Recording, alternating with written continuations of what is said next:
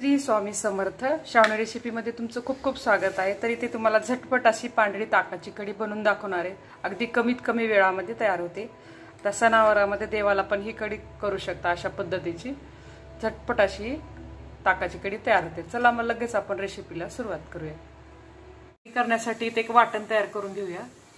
7-8 लसूण पाकळ्या, अर्धा चमचा जिरं, थोडीशी कोथिंबीर,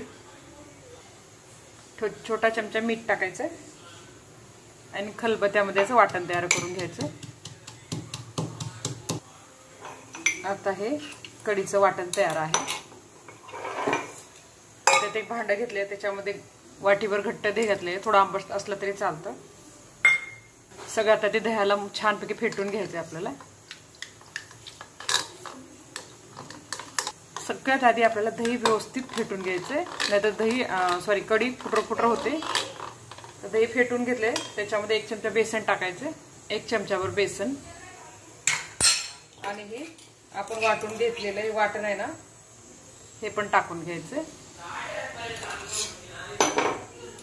आता परत एकदा फेटून घ्यायचे आणि कढी पातळ घट्ट तुमच्या आवडीनुसार पाणी टाकून घ्यायचे. त्याच्यामध्ये 1 ग्लासभर पाणी टाकणार आहे. परत एकदा फेटून घ्यायचं आणि आता कढीला आपण फोडणी देऊन घेऊया. गॅसवर इथे कढई गरम करायला ठेवली आहे. त्याच्यामध्ये तूप किंवा तेल टाकू शकता तुम्ही. इथे मी तेल टाकलेलं आहे. तेल गरम होऊ देऊया. तेल गरम झालेलं आहे. याच्यामध्ये जिरे आणि मोहरी इथं मिक्स आहे माझ्याकडे. अर्धे जिरे अर्धे मोहरी हे टाकून घ्यायचं आणि हाताने कट करून घेतलेला हा लसूण आहे 4-5 पाकळ्या, ते टाकायचं. छान लसूण भाजून घेऊया आधी.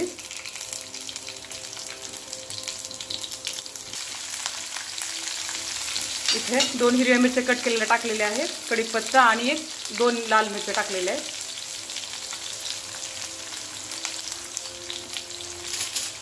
आता ही मिरची भाजून घेऊया तेलामध्ये, लाल आणि हिरवी. तुम्ही लालही टाकू शकता, हिरवी कोणती एकही टाकू शकता किंवा दोन्ही टाकू शकता. इथे मी दोन्ही वापरलेले आहेत.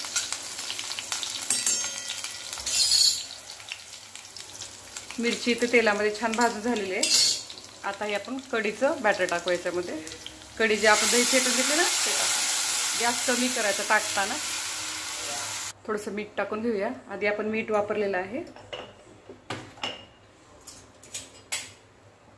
आता हिला छान असं ढवळत कमी गॅसवर उकळी येऊ दे. थोडंसं उकळ की आपल्याला गॅस बंद करायचं, जास्त उकळी येऊ द्यायची नाहीये. चिमूटभर साखर टाकायची आणि आता छान उकळून घेऊया कमी गॅसवर कढी. थोडीशीच उकळायची, नाहीतर दही फुटल्या जातं. इथे मी गॅस बंद केलेला आहे. कढी उकळून झालेली आहे. थोडीशी कोथिंबीर टाकूया आणि आपली इथे ताकाची पांढरी कढी इथे तयार आहे. बघा अशा पद्धतीने वरी थोडासा फेस आला, थोडीशी उकळी की गॅस बंद करायचा.